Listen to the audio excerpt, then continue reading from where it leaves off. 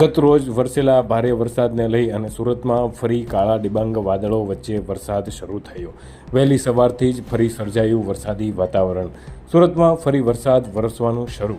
શહેરના અમરોલી, કતારગામ, કાપોદ્રા, જહાંગીરપુરા સહિતના વિસ્તારોમાં વરસાદ વરસવાનું શરૂ થયું છે।